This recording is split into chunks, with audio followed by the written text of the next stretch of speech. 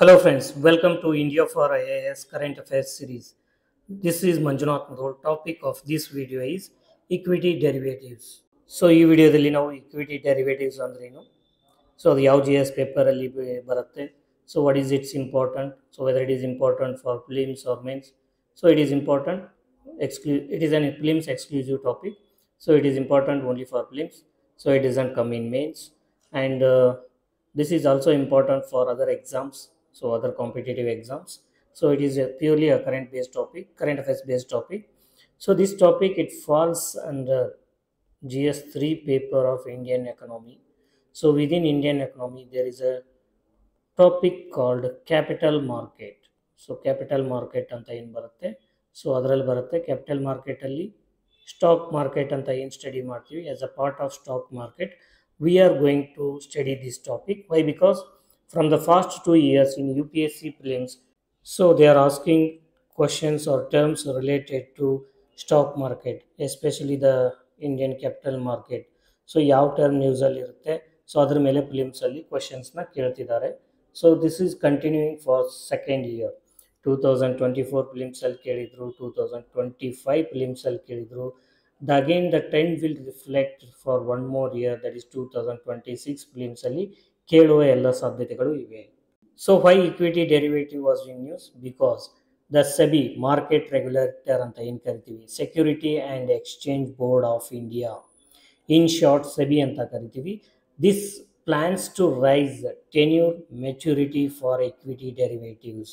So ಅದಕ್ಕೋಸ್ಕರ ಏನಿರುತ್ತೆ, equity derivative ನ್ಯೂಸಲ್ಲಿ ಇರುತ್ತೆ. ಸೊ ಈ ವಿಡಿಯೋದಲ್ಲಿ ನಾವು ಇಕ್ವಿಟಿ ಡೆರಿವೇಟಿವ್ ಅಂದ್ರೇನು, ಸೊ ಅದರ ಸಿಗ್ನಿಫಿಕೆನ್ಸ್ ಅಥವಾ ಅದರ ಯುಟಿಲಿಟಿ ಏನು, ಸೊ ಅದು ಯಾವ ರೀತಿ ಇಕ್ವಿಟಿ ಡೆರಿವೇಟಿವ್ನ ಮಾರ್ಕೆಟಲ್ಲಿ ಟ್ರೇಡ್ ಮಾಡ್ತಾರೆ, ಅದರಲ್ಲಿ ಯಾವ ಟೈಪ್ಸ್ ಇದೆ, ಸೊ ಅದರ ಯೂಸಸ್ ಏನು, ಅದರಲ್ಲಿ ಇರ್ತಕ್ಕಂಥ ರಿಸ್ಕ್ಸ್ ಏನು. ಸೊ ಈ ಸ್ಟಾಕ್ ಮಾರ್ಕೆಟಲ್ಲಿ ಟ್ರೇಡಿಂಗ್ ಮಾಡ್ತಾರಲ್ವಾ, ಇಕ್ವಿಟಿ ಡೆರಿವೇಟಿವ್ನು ಟ್ರೇಡಿಂಗ್ ಮಾಡ್ತಾರೆ, ಸೊ ಅದರ ರಿಸ್ಕ್ಸ್ ಏನು, ಅದನ್ನೆಲ್ಲ ನೋಡೋಣ. ಸೊ ಇಷ್ಟೆಲ್ಲ ಟಾಪಿಕ್ಸ್ ಡಿಸ್ಕಸ್ ಮಾಡಿದ್ಮೇಲೆ, ಇಷ್ಟೆಲ್ಲ ಕಂಟೆಂಟ್ನ ಇಕ್ವಿಟಿ ಡೆರಿವೇಟಿವ್ ಮೇಲೆ ಡಿಸ್ಕಸ್ ಮಾಡಿದ್ಮೇಲೆ ಒಂದು ಪ್ರಿಲಿಮ್ಸ್ ಪ್ರಾಕ್ಟೀಸ್ ಕ್ವಶನ್ಸ್ ಇರುತ್ತೆ. ಸೊ ಆ ಪ್ರಾಕ್ಟೀಸ್ ಕ್ವಶನ್ನ ಅಟೆಂಪ್ಟ್ ಮಾಡಿ ನಿಮ್ಮ ಆನ್ಸರ್ನ ಕಮೆಂಟ್ ಮಾಡಿ. So coming to the meaning of equity derivative. So equity ಡೆರಿವೇಟಿವ್ದ ಮೀನಿಂಗ್ ನೋಡೋದಕ್ಕಿಂತ ಮೊದಲು ನಾವು ಡೆರಿವೇಟಿವ್ ಅಂದರೆ ಏನು ಅಂತ ನೋಡೋಣ. ಸೊ ಡೆರಿವೇಟಿವ್ ಅಂತಂದರೆ it is a financial instrument whose value is derived from an underlying asset. So derivative ಅಂತಂದರೆ ಒಂದು ಫೈನಾನ್ಷಿಯಲ್ ಇನ್ಸ್ಟ್ರೂಮೆಂಟ್ ಇರುತ್ತೆ, ಸೊ ಇದ್ರ ವ್ಯಾಲ್ಯೂ ಒಂದು ಅಂಡರ್ಲೈಯಿಂಗ್ ಅಸೆಟ್ ಇರುತ್ತೆ, ಸೊ ಅದ್ರ ಮೇಲೆ ಡಿಪೆಂಡ್ ಆಗಿರುತ್ತೆ. ಸೊ ಈ underlying asset it may be stock ಇರ್ಬೋದು, ಅಥವಾ ಒಂದು ಇಂಡೆಕ್ಸ್ ಅಂತ ಇರ್ಬೋದು, ಅಥವಾ ಒಂದು ಕಮೋಡಿಟಿ ಇರ್ಬೋದು, ಅಥವಾ ಕರೆನ್ಸಿ ಇರ್ಬೋದು. ಸೊ ಇವಾಗ ಅಂಡರ್ಲೈಯಿಂಗ್ ಅಸೆಟ್ ಸ್ಟಾಕ್ ಆಗಿದ್ದರೆ, say for example Tata Motors share ಇದೆ. ಸೊ ಟಾಟಾ ಮೋಟರ್ಸ್ ಶೇರ್ ಇದೆ ಅಂತಂದರೆ ಟಾಟಾ ಮೋಟರ್ಸ್ ಶೇರ್ದು ಡೆರಿವೇಟಿವ್ ಇರುತ್ತೆ. ಸೊ ಇವಾಗ ಇಂಡೆಕ್ಸ್ ಅಂತಂದರೆ ವಿ ಹ್ಯಾವ್ ನಿಫ್ಟಿ ಇಂಡೆಕ್ಸ್ ಇದೆ, ಸೆನ್ಸೆಕ್ಸ್ ಇದೆ. Sensex it is N index. ಈ ಸೆನ್ಸೆಕ್ಸ್ ಇಂಡೆಕ್ಸ್ದು ಏನಿರುತ್ತೆ, ಡೆರಿವೇಟಿವ್ ಇರುತ್ತೆ. ಸೊ ಅದೇ ರೀತಿ ಕಮೋಡಿಟಿ ಇದೆ, ಕಮೋಡಿಟಿ ಗೋಲ್ಡ್ ಇರ್ಬೋದು, ಕ್ರೂಡ್ ಆಯಿಲ್ ಇರ್ಬೋದು, ಪೆಟ್ರೋಲಿಯಂ, ಡೀಸೆಲ್, ನ್ಯಾಚುರಲ್ ಗ್ಯಾಸ್ ಇರ್ಬೋದು. So these are the commodity. So ಈ ಕಮೋಡಿಟಿದು ಡೆರಿವೇಟಿವ್ ಇರುತ್ತೆ. ದೆನ್ ಕರೆನ್ಸಿ ಅಂತಂದರೆ we have Indian rupee, US dollar. So ಈ US ಡಾಲರ್ ಏನಿದೆ ಇದ್ರದ್ದು ಡೆರಿವೇಟಿವ್ಸ್ ಇರುತ್ತೆ. ಸೊ ಅದಕ್ಕೆ ನಾವು these are the underlying stocks. ಈ ಅಂಡರ್ಲೈಯಿಂಗ್ ಸ್ಟಾಕ್ಸ್ದು ಒಂದು ಡೆರಿವೇಟಿವ್ ಏನಿರುತ್ತೆ ಅಂದರೆ derivative is nothing but something which is derived from an underlying asset. So ಏನೇ ಒಂದು ಅಂಡರ್ಲೈಯಿಂಗ್ ಅಸೆಟ್ ಇದ್ರೂ ಅದರಿಂದ ಡಿರೈವ್ ಆಗಿರ್ತಕ್ಕಂಥ ಒಂದು ಫೈನಾನ್ಷಿಯಲ್ ಇನ್ಸ್ಟ್ರೂಮೆಂಟ್ಗೆ ನಾವು ಏನಂತ ಕರಿತೀವಿ, ಡೆರಿವೇಟಿವ್ ಅಂತ ಕರಿತೀವಿ. ಸೊ ಈ ಡೆರಿವೇಟಿವಲ್ಲಿ ಇಕ್ವಿಟಿ ಡೆರಿವೇಟಿವ್ ಅನ್ನೋದು ಒಂದು type. So it is equity derivative ಅಂತಂದರೆ what it is? So it is a class of derivative where the underlying asset is equity share or equity indices. So equity share ಅಂತಂದರೆ equity stock ಮಾರ್ಕೆಟಲ್ಲಿ ಏನು shares ಇರುತ್ತೆ, so ಆ equity ಶೇರಿಂದ derive ಆಗಿರ್ತಕ್ಕಂಥ ಡೆರಿವೇಟಿವ್ನ equity derivative ಅಂತ ಕರಿತೀವಿ. So ಇಲ್ಲಿ equity derivative ಮೀನಿಂಗ್ನ ವಿತ್ ಡಯಾಗ್ರಾಮ್ಸ್ ಎಕ್ಸ್ಪ್ಲೇನ್ ಮಾಡಲಾಗಿದೆ. ಸೊ ಅಂಡರ್ಲೈಯಿಂಗ್ ಅಸೆಟ್ ಏನಿರುತ್ತೆ, ಒಂದು ಇಕ್ವಿಟಿ ಇರುತ್ತೆ, ಇಕ್ವಿಟಿ ಶೇರ್ಸ್ ಸ್ಟಾಕ್ ಇರುತ್ತೆ. So financial contract, so whatever derivative it is, ಇದು ಡೆರಿವೇಟಿವ್ ಇರುತ್ತೆ. ಸೊ ಈ ಡೆರಿವೇಟಿವ್ ವ್ಯಾಲ್ಯೂ ಏನಿರುತ್ತೆ, this is linked to the equity underlying share. So for example Tata market ಇದು options ಅಂತ ಇರುತ್ತೆ, ಕಾಲ್ ಆಪ್ಷನ್, ಪುಟ್ ಆಪ್ಷನ್ ಅಂತ. So ಅದಕ್ಕೆ ನಾವೇನಂತ ಕರಿತೀವಿ, ಇಕ್ವಿಟಿ ಡೆರಿವೇಟಿವ್ ಅಂತ ಕರಿತೀವಿ. ಟಾಟಾ ಮೋಟರ್ಸ್ ಶೇರ್ ಏನಿರುತ್ತೆ, Tata Motors share so it is a underlying asset. So ಈ ಅಂಡರ್ಲೈಯಿಂಗ್ ಅಸೆಟ್ ಮೇಲೆ we have derivatives. Options trading ಮಾಡ್ತಾರೆ, ಫ್ಯೂಚರ್ಸ್ ಟ್ರೇಡಿಂಗ್ ಮಾಡ್ತಾರೆ. Options and futures, these are the derivatives. So ಈ ಡೆರಿವೇಟಿವ್ಸ್ನ ಈ ಆಪ್ಷನ್ಸಲ್ಲಿ ಮತ್ತು ಕಾಲ್ ಆಪ್ಷನ್ಸ್ ಅಂತ ಇರುತ್ತೆ, ಪುಟ್ ಆಪ್ಷನ್ಸ್ ಅಂತ ಇರುತ್ತೆ. ಸೊ ಈ ಕಾಲ್ ಆಪ್ಷನ್ನು ಮತ್ತು ಪುಟ್ ಆಪ್ಷನ್ ವ್ಯಾಲ್ಯೂ ಏನಿರುತ್ತೆ, ಸೊ ಅದು ಈ underline Tata Motors equity share price ಏನಿರುತ್ತೆ, ಸೊ ಅದು ಯಾವ ರೀತಿ ಫ್ಲಕ್ಚುಯೇಟ್ ಆಗ್ತಿರುತ್ತೆ ಅದ್ರ ಮೇಲೆ ಇದ್ರ ವ್ಯಾಲ್ಯೂ ಕೂಡ, ಇವೆರಡರದ್ದು ವ್ಯಾಲ್ಯೂ ಕೂಡ ಫ್ಲಕ್ಚುಯೇಟ್ ಆಗ್ತಾ ಇರುತ್ತೆ. So coming to the types of equity derivative. So equity derivative types ಏನಿದೆ ಅಂತ ನಾವು ನೋಡೋದಾದರೆ, we have forwards and futures, options, warrants and swaps. So these are the 4 kinds of equity derivatives. ಈ 4 derivative ಅಲ್ಲಿ, equity derivative ಅಲ್ಲಿ stock ಮಾರ್ಕೆಟಲ್ಲಿ ಜಾಸ್ತಿ trade ಆಗೋದು ಆಪ್ಷನ್ಸ್ ಬಿಟ್ಟರೆ features. So these are the 2 most financial instruments or equity derivatives which are traded in the stock market. Now we will look into the uses of equity derivative. So equity derivative uses ಏನು ಅಂತ ನಾವು ನೋಡ್ತಾ ಹೋದರೆ, first one hedging. So ಹೆಡ್ಜಿಂಗ್ಗೆ equity ಡೆರಿವೇಟಿವ್ಸ್ನ use ಮಾಡ್ತಾರೆ. So hedging ಅಂತಂದ್ರೇನು? To protect against the price fluctuations in equities. So equity ಮಾರ್ಕೆಟಲ್ಲಿ ಒಂದು ಏನು ಸ್ಟಾಕ್ ಇರುತ್ತೆ ಅದರ ಪ್ರೈಸ್ ಫ್ಲಕ್ಚುಯೇಷನ್ಸ್ ಏನಾಗ್ತಿರುತ್ತೆ, ಸೊ ಆ ಪ್ರೈಸ್ ಫ್ಲಕ್ಚುಯೇಷನ್ದಿಂದ ಪ್ರೊಟೆಕ್ಟ್ ಮಾಡಲಿಕ್ಕೋಸ್ಕರ, ತಮ್ಮ ಲಾಸನ್ನು ಕಡಿಮೆ ಮಾಡ್ಕೊಳ್ಳೋಕ್ಕೋಸ್ಕರ, ಲಾಭವನ್ನು ಜಾಸ್ತಿ ಮಾಡ್ಕೊಳ್ಳೋಕ್ಕೋಸ್ಕರ ಏನು ಮಾಡ್ತಾರೆ, ಹೆಡ್ಜಿಂಗ್ ಮಾಡಲಿಕ್ಕೆ ಇಕ್ವಿಟಿ ಡೆರಿವೇಟಿವ್ನ ಯೂಸ್ ಮಾಡ್ತಾರೆ. Second one is speculation. So speculation ಅಂತಂದರೆ, ಸ್ಪಿಕ್ಯುಲೇಷನ್ ಯಾವ ಪರ್ಪಸ್ ಯೂಸ್ ಮಾಡ್ತೀವಿ? ಸೊ ನಾವು ಮಾರ್ಕೆಟಲ್ಲಿ ಸ್ಪಿಕ್ಯುಲೇಟ್ ಮಾಡಿ ಈ ಸ್ಟಾಕು ಮೇಲ್ಗಡೆ ಹೋಗುತ್ತೆ, ಸೊ ಮೇಲ್ಗಡೆ ಹೋದರೆ ಕಾಲ್ ಆಪ್ಷನ್ ಪರ್ಚೇಸ್ ಮಾಡಬೇಕು, ಸೊ ಇದರಿಂದ ನಮಗೆ ಪ್ರಾಫಿಟ್ ಆಗುತ್ತೆ.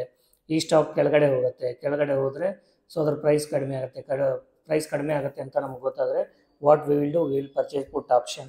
ಸೊ ಈ ರೀತಿ ಸ್ಪೆಕ್ಯುಲೇಟ್ ಮಾಡಲಿಕ್ಕೆ, to profit from price movement, ಒಂದು ಸ್ಟಾಕ್ದ ಪ್ರೈಸ್ ಮೂವ್ಮೆಂಟ್ ಏನಿರುತ್ತೆ ಅದರಿಂದ ಪ್ರಾಫಿಟ್ ಮಾಡ್ಕೊಳ್ಳಿಕ್ಕೋಸ್ಕರ ನಾವೇನು ಮಾಡ್ತೀವಿ, ವಿದೌಟ್ ಓನಿಂಗ್ ಶೇರ್ಸ್, ಸೊ ಆ ಶೇರ್ನ ಪರ್ಚೇಸ್ ಮಾಡ್ದೇನೆ ನಾವೇನು ಮಾಡ್ಬೋದು, ಕಾಲ್ ಆಪ್ಷನ್, ಪುಟ್ ಆಪ್ಷನ್ ಪರ್ಚೇಸ್ ಮಾಡಿಕೊಂಡು ನಾವೇನು ಮಾಡ್ಬೋದು, ಪ್ರಾಫಿಟ್ನ ಮಾಡ್ಕೋಬೋದು.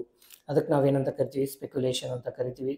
ಥರ್ಡ್ ಒನ್ ಆರ್ಬಿಟ್ರೇಜ್ ಅಂದರೆ, ಸೊ ಈ ಆರ್ಬಿಟ್ರೇಜಲ್ಲಿ ಏನು ಮಾಡ್ತಾರೆ ಅಂತಂದರೆ, without taking any risk they will profit by exploiting the price differences in spot and derivative market. So derivative market ಮತ್ತು ಸ್ಪಾಟ್ ಮಾರ್ಕೆಟಲ್ಲಿ ಇರ್ತಕ್ಕಂಥ ಪ್ರೈಸ್ ಡಿಫರೆನ್ಸಸ್ ಏನಿದೆ ಅದನ್ನು ಕಂಡುಕೊಂಡು ಅದರಿಂದ without taking any risk they will do profits. Then fourth one price discovery. So price discovery ಅಂತಂದರೆ, so ಈ futures ಮತ್ತು ಆಪ್ಷನ್ಸ್ ಅಂತ ಇಕ್ವಿಟಿ ಡೆರಿವೇಟಿವ್ ಏನಿದೆ, they signal the market trend of a stock. So futures ಅಥವಾ ಈ ಆಪ್ಷನ್ಸಲ್ಲಿ call option open interest ಜಾಸ್ತಿ ಆಗ್ತಿದೆ ಅಂತ ಅಂದರೆ ಅದರ ಅರ್ಥ ಸ್ಟಾಕ್ ಮೇಲೆ ಹೋಗ್ತಿದೆ ಅಂತ ಅರ್ಥ. ಸೊ ಈ ರೀತಿ ಸಿಗ್ನಲ್ಸ್ ಮುಖಾಂತರ they will predict the, they will discover the price of a stock. So that helps in price discovery. Then coming to the fifth one, liquidity. So liquidity ಅಂತಂದರೆ, this equity derivative, it enhances the participation of the people in the stock market, thereby it pushes a lot of cash into the market.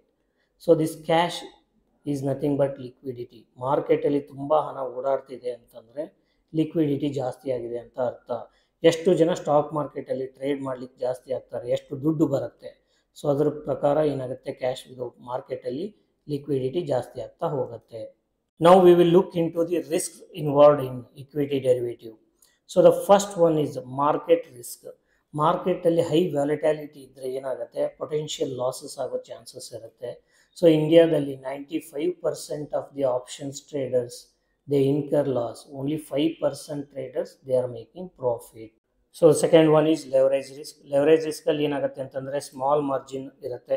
So ಈ small margin ಏನು ಮಾಡ್ತಿರುತ್ತೆ, large ಪೊಸಿಷನ್ಸ್ನ control ಮಾಡ್ತಿರುತ್ತೆ. ಈ small ಮಾರ್ಜಿನಲ್ಲಿ ಏನಾದರೂ ಹೆಚ್ಚು ಕಡಿಮೆ ಆದರೆ there is a magnifying losses. So losses ಏನಿರುತ್ತೆ ಜಾಸ್ತಿ ಇರುತ್ತೆ. Then third one, counter party risk.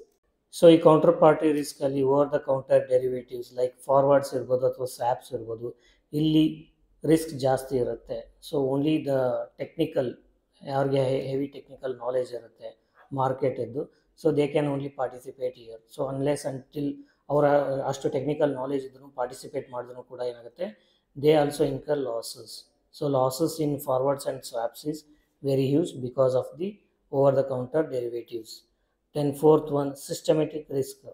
So ಏನಾಗುತ್ತೆ ಸಿಸ್ಟಮೆಟಿಕ್ ರಿಸ್ಕ್ ಅಲ್ಲಿ ಎಕ್ಸೆಸಿವ್ ಸ್ಪೆಕ್ಯುಲೇಷನ್ ಮಾಡೋದ್ರಿಂದ so this excessive speculation can destabilise the financial markets. So these are the four types of risk that are involved in the market, especially equity derivatives. So coming to its regulation, so equity derivative or stock market, it is regulated by SEBI, that is Security and Exchange Board of India. It is a statutory body, so it regulates the capital market in India, and also this SEBI regulates the equity derivatives under Securities Contracts Regulation Act 1956. Trading is permitted in equity derivatives both on NSE and BSE platform. Then SEBI ensures risk management via margin requirements, position limits, and surveillance mechanisms. So equity trading ಏನು ನಡೆಯುತ್ತೆ, equity derivative trading ಏನು ನಡೆಯುತ್ತೆ, so ಅಲ್ಲಿ risk management ಮಾಡಲಿಕ್ಕೆ, ರಿಸ್ಕನ್ನು ಕಡಿಮೆ ಮಾಡಲಿಕ್ಕೆ so SEBI ಏನು ಮಾಡುತ್ತೆ, ಮಾರ್ಜಿನ್ ರಿಕ್ವೈರ್ಮೆಂಟ್ ಇಷ್ಟು ಅಮೌಂಟ್ ಇರಬೇಕು ಅಂತ ಸ್ಪೆಸಿಫೈ ಮಾಡುತ್ತೆ. ಪೊಸಿಷನಲ್ ಲಿಮಿಟ್ಸ್ನ ಇಷ್ಟೇ ಪೊಸಿಷನ್ ಹೋಲ್ಡ್ ಮಾಡಬೇಕು ಅಂತ ಅದಕ್ಕೆ ಒಂದು ಗೈಡ್ಲೈನ್ಸ್ ಇರುತ್ತೆ. ದೆನ್ ಸರ್ವಿಲೆನ್ಸ್ ಮೆಕ್ಯಾನಿಸಮ್ ಇರುತ್ತೆ, ಯಾರಾದರೂ ಮಾರ್ಕೆಟ್ನ ಮೆನಿಪ್ಯುಲೇಟ್ ಮಾಡ್ತಿದ್ರೆ ಅದನ್ನು ಐಡೆಂಟಿಫೈ ಮಾಡಿ ಸೊ ಈ ಮೆನಿಪ್ಯುಲೇಷನ್ನ ಕಡಿಮೆ ಮಾಡಲಿಕ್ಕೆ ಅಥವಾ ಮೆನಿಪ್ಯುಲೇಷನ್ನ ಕಿತ್ತಾಕಲಿಕ್ಕೆ, ಇರಾಡಿಕೇಟ್ ಮಾಡಲಿಕ್ಕೆ ಸೆಬಿ ಏನು ಮಾಡುತ್ತೆ, ಸರ್ವಿಲೆನ್ಸ್ ಮೆಕ್ಯಾನಿಸಮ್ನ ಫಾಲೋ ಮಾಡುತ್ತೆ. ಸೊ ಇದ್ರ ಜೊತೆಗೆ ರೀಸೆಂಟಾಗಿ ಜೇನ್ ಸ್ಟ್ರೀಟ್ ಅಂತ ನೀವು ನ್ಯೂಸಲ್ಲಿ ನೋಡಿರ್ಬೋದು. Jane Street it use to manipulate Indian market on expiring days. So ಅದು ಇಂಡಿಯನ್ ಮಾರ್ಕೆಟ್ನ ಏನು ಮಾಡುತ್ತೆ, ಎಕ್ಸ್ಪೈರಿ ಡೇಸಲ್ಲಿ ಮ್ಯಾನಿಪ್ಯುಲೇಟ್ ಮಾಡ್ತಾ ಇರುತ್ತೆ. ಸೊ ಸೆಬಿ ಏನು ಮಾಡುತ್ತೆ, ಸರ್ವಿಲೆನ್ಸ್ ಮೆಕ್ಯಾನಿಸಮ್ ಮುಖಾಂತರ Jane Street trading pattern identify ಮಾಡಿ ದೇ ಆರ್ ಮ್ಯಾನಿಪ್ಯುಲೇಟಿಂಗ್ ಮಾರ್ಕೆಟ್ ಅಂತ ಹೇಳಿ ಅವ್ರನ್ನ ಏನು ಮಾಡಿರುತ್ತೆ, ಬ್ಯಾನ್ ಮಾಡಿರುತ್ತೆ. So this is all about equity derivatives, why it was in news, it's features, types, significance, and also risks involved. So based on the topic that we have studied, that is equity derivative, here we have provided one prelims practice question. So this question contains two statements. Go through both the statements and comment your answer. The answer and detailed explanation for this question is available in the PDF handout, which you can download by joining our Telegram channel. Thank you for watching. See you in the next video. Till then, happy learning.